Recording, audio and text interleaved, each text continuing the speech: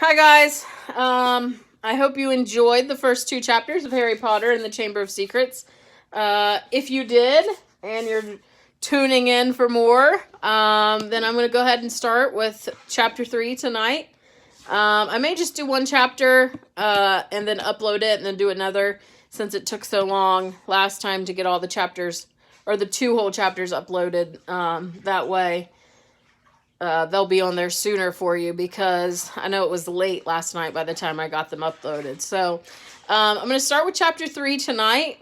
Basically, we're picking up right where we left off. In the first two chapters, Harry is at home with the Dursleys for the summer. Obviously, he's having a terrible time. And the only thing that's really saved him for the majority of the summer is that they are afraid of him, and they're afraid of what he could do. But it's his birthday again, and they have planned this fancy dinner for Uncle Vernon's work associates. And so they have ordered Harry to stay in his bedroom. And so he's in there, but unfortunately, Dobby shows up. And I have to say, Dobby is one of my favorite characters in the entire Harry Potter series. He is a lovable little elf. And as we get further into the book, I think that you guys will start to connect with Dobby and like him even more. But here he makes some trouble for Harry, but you can tell that he obviously cares about him and he's trying to do the right thing.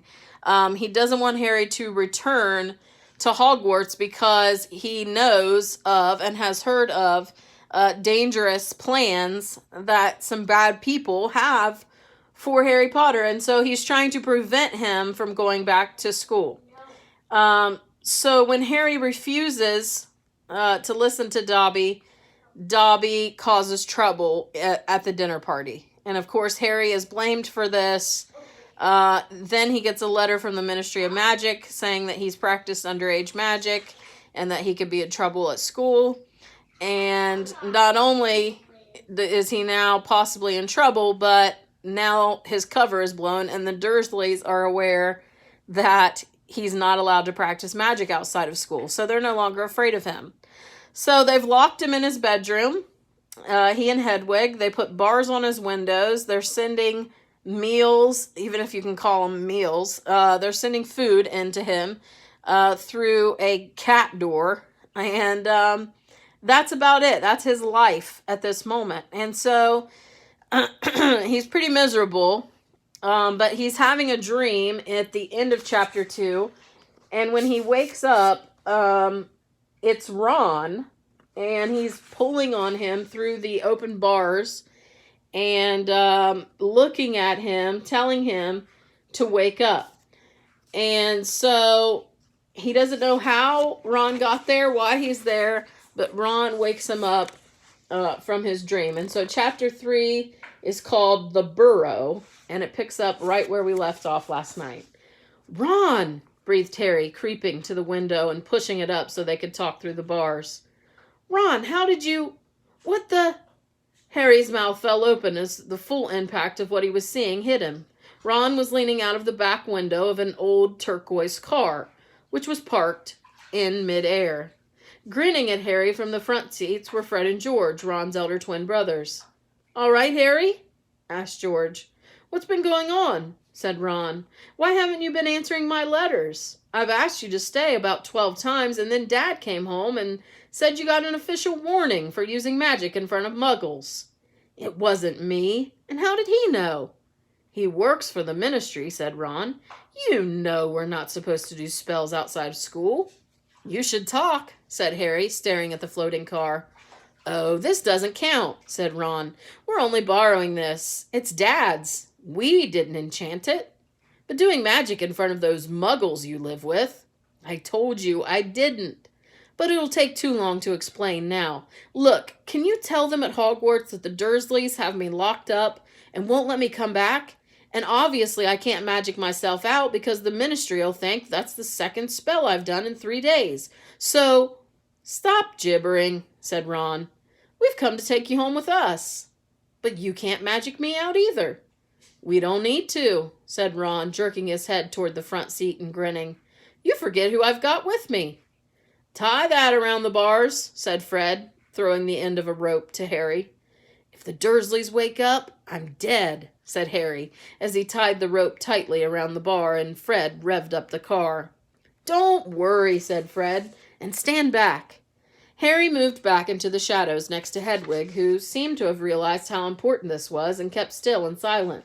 The car revved louder and louder, and suddenly, with a crunching noise, the bars were pulled clean out of the window as Fred drove straight up in the air.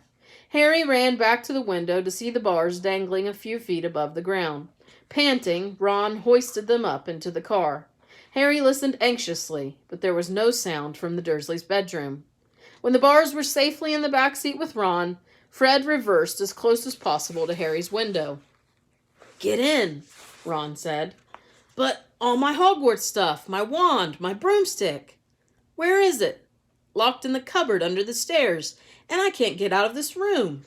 "No problem," said George from the front passenger seat. "Out of the way, Harry." Fred and George climbed cat-like through the window into Harry's room. You had to hand it to them, thought Harry, as George took an ordinary hairpin from his pocket and started to pick the lock. "A lot of wizards think it's a waste of time knowing this sort of muggle trick," said Fred, "but we feel their skills worth learning, even if they are a bit slow." There was a small click, and the door swung open. "So, we'll get your trunk. You grab anything you need from your room and hand it out to Ron," whispered George. "Watch out for the bottom stair. It creaks," Harry whispered back, as the twins disappeared onto the dark landing. Harry dashed around the room, collecting his things and passing them out of the window to Ron. Then he went to help Fred and George heave his trunk up the stairs. Harry heard Uncle Vernon cough. At last, panting, they reached the landing, then carried the trunk through Harry's room to the open window. Fred climbed back into the car to pull with Ron, and Harry and George pushed from the bedroom side. Inch by inch, the trunk slid through the window. Uncle Vernon coughed again. "A bit more," Fred panted, who was pulling from inside the car. "One good push." Harry and George threw their shoulders against the trunk, and it slid out of the window into the back seat of the car. "Okay, let's go," George whispered. But as Harry climbed onto the windowsill, there came a sudden loud screech from behind him, followed immediately by the thunder of Uncle Vernon's voice. "That ruddy owl! I've forgotten Hedwig." Harry tore back across the room as the landing light clicked on. He snatched up Hedwig's cage, dashed to the window, and passed it out to Ron. He was scrambling back onto the chest of drawers when Uncle Vernon hammered on the unlocked door, and it crashed open. For a split second, Uncle Vernon stood framed in the doorway. Then he let out a bellow like an angry bull and dived at Harry, grabbing him by the ankle. Ron, Fred, and George seized Harry's arms and pulled as hard as they could. "Petunia!" roared Uncle Vernon. "He's getting away! He's getting away!" But the Weasleys gave a gigantic tug, and Harry's leg slid out of Uncle Vernon's grasp. Harry was in the car. He'd slammed the door shut. "Put your foot down, Fred!" yelled Ron, and the car shot suddenly toward the moon. Harry couldn't believe it. He was free. He rolled down the window, the night air whipping his hair, and looked back at the shrinking rooftops of Privet Drive. Uncle Vernon, Aunt Petunia, and Dudley were all hanging dumbstruck out of Harry's window. "See you next summer!" Harry yelled. The Weasleys roared with laughter, and Harry settled back at his seat, grinning from ear to ear. "Let Hedwig out," he told Ron. "She can fly behind us. She hasn't had a chance to stretch her wings for ages." George handed the hairpin to Ron, and a moment later, Hedwig soared joyfully out the window to glide alongside them like a ghost. "So, what's the story, Harry?" said Ron impatiently. "What's been happening?" Harry told them all about Dobby, the warning he'd given Harry, and the fiasco of the violet pudding. There was a long, shocked silence when he had finished. "Very fishy," said Fred finally. "Definitely dodgy," agreed George. "So he wouldn't even tell you who's supposed to be plotting all this stuff?" "I don't think he could." said Harry. "I told you every time he got close to letting something slip, he started banging his head against the wall." He saw Fred and George look at each other. "What? You think he was lying to me?" said Harry. "Well," said Fred, "put it this way. House elves have got powerful magic of their own, but they can't usually use it without their master's permission. I reckon old Dobby was sent to stop you coming back to Hogwarts. Someone's idea of a joke. Can you think of anyone at school with a grudge against you?" "Yes," said Harry and Ron together instantly. "Draco Malfoy," Harry explained. "He hates me." "Draco Malfoy?" said George, turning around. "Not Lucius Malfoy's son?" "Must be. It's not a very common name, is it?" said Harry. "Why?" "I've heard Dad talking about him," said George. "He was a big supporter of you-know-who." "And when you-know-who disappeared," said Fred, craning around to look at Harry, "Lucius Malfoy came back saying he'd never meant any of it. Load of dung, Dad reckons. He was right in you-know-who's inner circle." Harry had heard these rumors about Malfoy's family before, and they didn't surprise him at all. Malfoy made Dudley Dursley look like a kind, thoughtful, and sensitive boy. "I don't know whether the Malfoys own a house elf," said Harry. "Well, whoever owns him will be an old wizarding family, and they'll be rich," said Fred. "Yeah, Mum's always wishing we had a house elf to do the ironing," said George. "But all we've got is a lousy old ghoul in the attic, and gnomes all over the garden. House elves come with big old manors and castles and places like that. You wouldn't catch one in our house." Harry was silent. Judging by the fact that Draco Malfoy usually had the best of everything, his family was rolling in wizard gold. He could just see Malfoy strutting around a large manor house, sending the family servant to stop Harry from going back to Hogwarts. Also sounded like the sort of thing Malfoy would do. Had Harry been stupid to take Dobby seriously? "I'm glad we came to get you anyway," said Ron. "I was getting really worried when you didn't answer any of my letters. I thought it was Errol's fault at first." "Who's Errol?" "Our owl. He's ancient. It wouldn't be the first time he'd collapsed on a delivery. So then I tried to borrow Hermes." "Who?" "The owl Mum and Dad bought Percy when he was made a prefect," said Fred from the front. "But Percy wouldn't lend him to me," said Ron. "Said he needed him." "Percy's been acting very oddly this summer," said George, frowning. "And he has been sending a lot of letters and spending a load of time shut up in his room. I mean, there's only so many times you can polish a prefect badge. You're driving too far west, Fred," he added, pointing at a compass on the dashboard. Fred twiddled the steering wheel. "So, does your dad know you've got the car?" said Harry, guessing the answer. No," said Ron. "He had to work tonight. Hopefully we'll be able to get it back in the garage without Mum noticing that we'd flew it." "What does your dad do at the Ministry of Magic anyway?" "He works in the most boring department," said Ron. "The Misuse of Muggle Artifacts Office." "The what?" "It's all to do with bewitching things that are Muggle-made, in case they end up back in the Muggle shop or house. Like last year, some old witch died and her tea set was sold to an antique shop. This Muggle woman bought it, took it home, and tried to serve her friends tea in it. It was a nightmare. Dad was working overtime for weeks." "What happened?" "The teapot went berserk and squirted boiling tea all over the place, and one man ended up in the hospital with the sugar tongs clamped to his nose. Dad was going frantic. It's only him and an old warlock called Perkins in the office, and they had to do memory charms on all sorts of people and stuff to cover it up." "But your dad, this car," Fred laughed. "Yeah, Dad's crazy about everything to do with Muggles. Our shed's full of Muggle stuff. He takes it apart, puts spells on it, puts it back together again. If he raided our house, he'd have to put himself under arrest. It drives Mum mad." "That's the main road," said George, peering down through the windshield. "We'll be there in 10 minutes. "Just as well, it's getting light." A faint pinkish glow was visible along the horizon to the east. Fred brought the car lower, and Harry saw a dark patchwork of fields and clumps of trees. "We're a little way outside the village," said George. "Ottery Street, Catchpole." Lower and lower went the flying car. The edge of the brilliant red sun was now gleaming through the trees.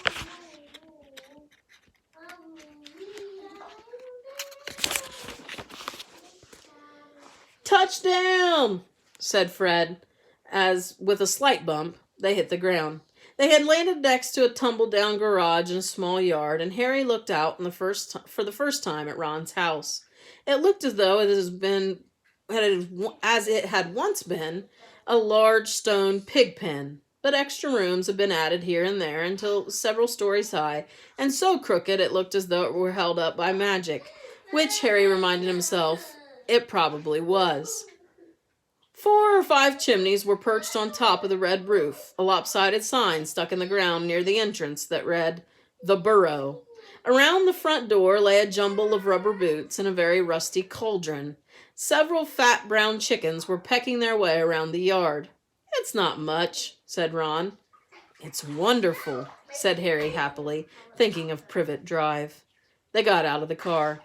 "Now, we'll go upstairs really quietly," said Fred, "and wait for Mum to call us for breakfast. Then, Ron, you come bounding downstairs, going, 'Mum, look who turned up in the night.' And she'll be all pleased to see Harry, and no one will ever need to know that we flew the car." "Right," said Ron. "Come on, Harry. I sleep at the top." Ron had gone a nasty greenish color, his eyes fixed on the house. The other 3 wheeled around. Mrs. Weasley was marching across the yard, scattering chickens, and for a short, plump, kind-faced woman, it was remarkable how much she looked like a saber-toothed tiger. "Ah," said Fred. "Oh, dear," said George. Mrs. Weasley came to a halt in front of them, her hands on her hips, staring from one guilty face to the next.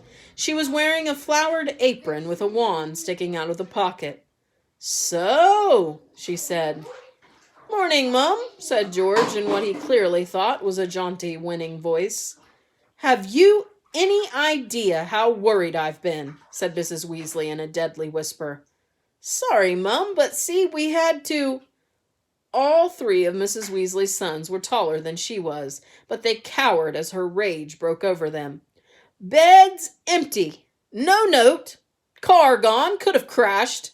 Out of my mind with worry. Did you care? Never as long as I've lived. You wait until your father gets home. We've never had trouble like this from Bill or Charlie or Percy." "Perfect Percy," muttered Fred. "You could do with taking a leaf out of Percy's book," yelled Mrs. Weasley, prodding a finger in Fred's chest. "You could have died. You could have been seen. You could have lost your father his job." It seemed to go on for hours. Mrs. Weasley had shouted herself hoarse before she turned on Harry, who backed away. "I'm very pleased to see you, Harry, dear," she said. "Come in and have some breakfast." She turned and walked back into the house, and Harry, after a nervous glance at Ron, who nodded encouragingly, followed her. The kitchen was small and rather cramped. There was a scrubbed wooden table and chairs in the middle, and Harry sat down on the edge of his seat looking around. He had never been in a wizard house before. The clock on the wall opposite of him had only one hand and no numbers at all. Written around the edge were things like, "Time to make tea," "Time to feed the chickens," and "You're late." Books were stacked 3 deep on the mantelpiece, books with titles like "Charm Your Own Cheese," "Enchantment in Baking," and 1-Minute Feasts. It's magic. And unless Harry's ears were deceiving him, the old radio next to the sink had just announced that coming up was Witching Hour with the popular singing sorceress Celestia Warbeck. Mrs. Weasley was clattering around, cooking breakfast, a little haphazardly, throwing dirty looks at her sons as she threw sausages into the frying pan. Every now and then she muttered things like, "Don't know what you were thinking of," and "Never would have believed it." "I don't blame you, dear," she said to Harry, tipping 8 or 9 sausages onto his plate. "Arthur and I have been worried about you, too. Just last night we were saying we'd come to get you ourselves if we hadn't written back to Ron by Friday. But really, she was now adding 3 fried eggs to his plate. Flying in a legal car halfway across the country? Anyone could have seen you. She flicked her wand casually at the dishes in the sink, which began to clean themselves, clinking gently in the background. "It was cloudy, Mum," said Fred. "Keep your mouth closed while you're eating," Mrs. Weasley snapped. "They were starving him, Mum," said George. "And you," said Mrs. Weasley. But it was with a slightly softened expression that she started cutting Harry bread and buttering it for him. At that moment there was a diversion in the form of a small red-headed figure in a long nightdress who appeared in the kitchen, gave a small squeal, and ran out again. "Ginny," said Ron in an undertone to Harry. "My sister. She's been talking about you all summer." "She'll be wanting your autograph, Harry," Fred said with a grin, but he caught his mother's eye and bent his face over his plate without another word. Nothing more was said until all 4 plates were clean, which took a surprisingly short time. "Blimey, I'm tired," yawned Fred, setting down his knife and fork at last. "I think I'll go to bed and—" "You will not," snapped Mrs. Weasley. "It's your own fault you've been up all night. You're going to de-gnome the garden for me. They're getting completely out of hand again." "Oh, Mum." "And you too," she said, glaring at Ron and George. "You can go up to bed, dear," she added to Harry. "You didn't ask them to fly that wretched car." But Harry, who felt wide awake, said quickly, "I'll help Ron. I've never seen a de-gnoming." "That's very sweet of you, dear, but it's dull work," said Mrs. Weasley. "Now, let's see what Lockhart's got to say on the subject." And she pulled a heavy book from a stack on the mantelpiece. George groaned. "Mum, we know how to de-gnome the garden." Harry looked at the cover of Mrs. Weasley's book. Written across it in fancy gold letters were the words, "Gilderoy Lockhart's Guide to Household Pets." There was a big photograph on the front of a very good-looking wizard with wavy blonde hair and bright blue eyes. As always in the wizarding world, the photograph was moving. The wizard, who Harry supposed was Gilderoy Lockhart, kept winking cheekily up at all of them. Mrs. Weasley beamed down at him. "Oh, he is marvelous," she said. "He knows his household pests all right. It's a wonderful book." "Mum fancies him," said Fred, in a very audible whisper. "Don't be so ridiculous, Fred," said Mrs. Weasley, her cheeks rather pink. "All right, if you think you know better than Lockhart, you can go and get on with it. And woe betide you if there's a single gnome in that garden when I come out to inspect it." Yawning and grumbling, the Weasleys slouched outside with Harry behind them. The garden was large and in Harry's eyes exactly what a garden should be. The Dursleys wouldn't have liked it. There were plenty of weeds and the grass needed cutting, and there were gnarled trees all around the walls, plants Harry had never seen spilling from every flower bed, and a big green pond full of frogs. "Muggles have garden gnomes too, you know," Harry told Ron as they crossed the lawn. "Yeah, I've seen those things they think are gnomes," said Ron, bent double with his head in a peony bush. "Like fat little Santa Clauses with fishing rods." There was a violent scuffling noise. The peony bush shuddered, and Ron straightened up. "This is a gnome," he said grimly. "Get off me! Get off me!" squeaked the gnome. It was certainly nothing like Santa Claus. It was small and leathery looking, with a large, knobby, bald head, exactly like a potato.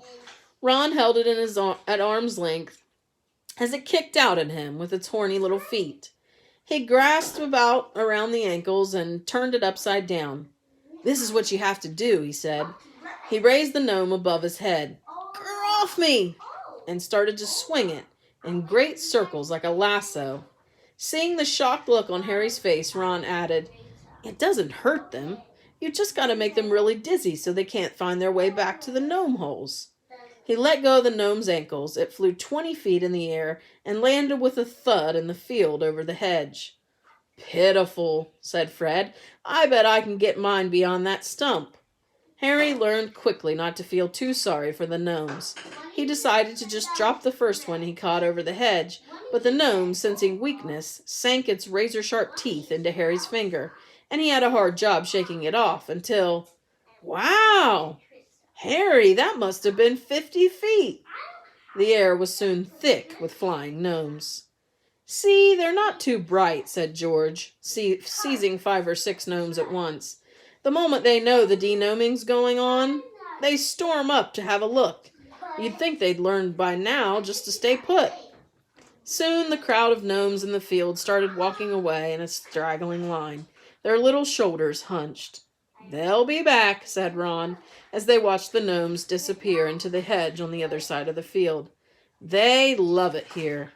Dad's too soft with them. He thinks they're funny. Just then, the front door slammed. He's back, said George. Dad's home. They hurried through the garden and back into the house. Mrs. Weasley was slumped in a kitchen chair with the glasses off and her eyes closed. He was a thin man, going bald, but the little hair he had was as red as any of his children's. He was wearing long green robes which were dusty and travel-worn. What a night, he mumbled, groping for the teapot as they all sat down around him. 9 raids! 9! And old Mundungus Fletcher tried to put a hex on me when I had my back turned. Mr. Weasley took a long gulp of tea and sighed. Find anything, Dad? Said Fred eagerly. All I got were a few shrinking door keys and a biting kettle, yawned Mr. Weasley.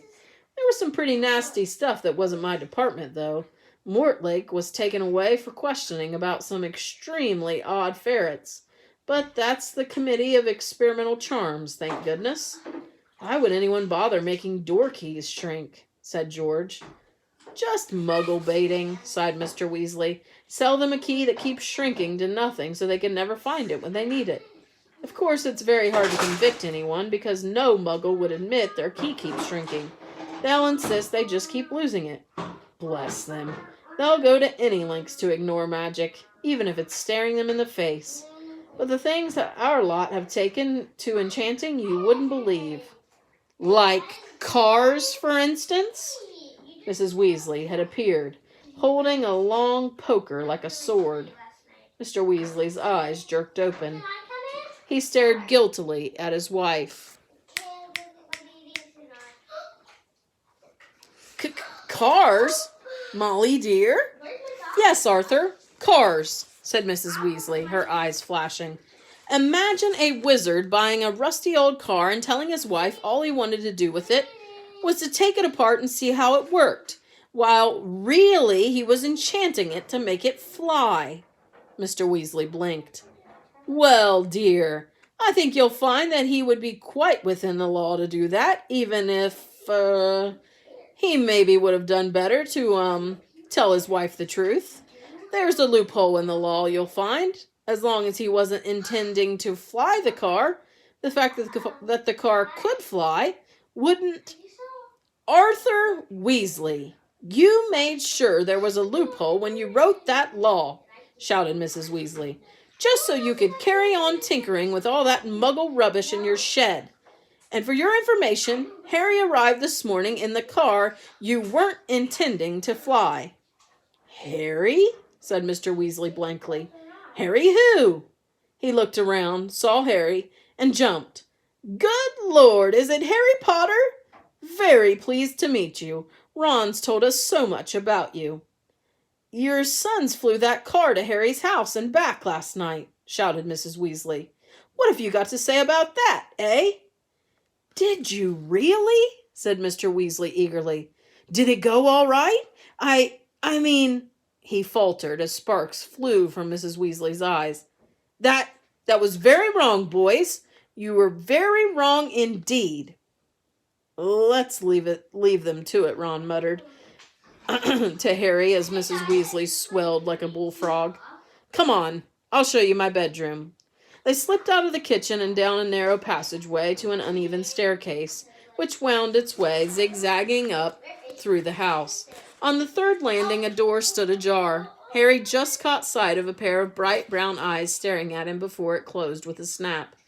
Jenny, said Ron, You don't know how weird it is for her to be this shy. She never shuts up normally.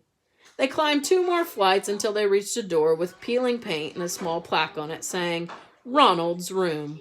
Harry stepped in, his head almost touching the sloping ceiling, and blinked. It was like walking into a furnace. Nearly everything in Ron's room seemed to be a violent shade of orange. The bedspread, the walls, even the ceiling. Then Harry realized that Ron had covered nearly every inch of the shabby wallpaper with posters of the same 7 witches and wizards, all wearing bright orange robes, carrying broomsticks, and waving energetically. Your Quidditch team? Said Harry.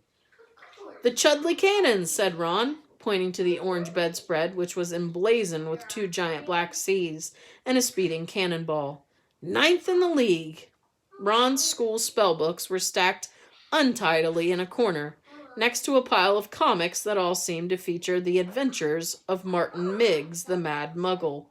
Ron's magic wand was lying on top of a fish tank full of frog spawn on the windowsill, next to his fat gray rat Scabbers, who was snoozing in a patch of sun. Harry stepped over a pack of self-shuffling playing cards on the floor and looked out of the tiny window. In the field far below, he could see a gang of gnomes sneaking one by one back through the Weasleys' hedge. He turned to look at Ron, who was watching him almost nervously, as though waiting for his opinion. It's a bit small, said Ron quickly. Not like that room you had with the muggles. And I'm right underneath the ghoul in the attic. He's always banging on the pipes and groaning. But Harry, grinning widely, said, This is the best house I've ever been in. And Ron's ears went pink. All right, so chapter 3 was decently long, but the breakout was very important. And although Mrs. Weasley is not happy with the boys for flying the car and doing those things that could have gotten them into trouble or could have gotten them hurt, she is very happy to see Harry and very happy that Harry has been rescued from the Dursleys. Mr. Weasley was more interested in finding out how it went and how the car flew and all those things, but he had to pretend to be mad or else his wife was going to be more mad at him. So Harry is finally out of the Dursleys' home. He has all of his things that he needs for Hogwarts, so he won't be returning back to the Dursleys until next summer. And he is now at the Burrow with Ron and his entire family. And so for the first time ever, he sees Ron's house. And he knows that in book 1, it was all the time that Malfoy was teasing Ron about his family not having any money and their house being terrible and them being poor and all those things. And so he could tell that Ron was very nervous about Harry seeing his house and what he would think of it. And so at the end of the chapter, Harry gives him a very reassuring smile and tells him that it is the best house that he's ever been in. And so that is where chapter 3 ends. So I'm going to go ahead and end this audio session for tonight and try to get this posted. And then if I have an opportunity, I'm going to go ahead and read chapter 4 and get that posted tonight as well. Hope you guys are enjoying the book. And if you have already listened to or read this book, then I hope you have access to move forward in the series and that you are continuing to read while you are stuck at home in quarantine.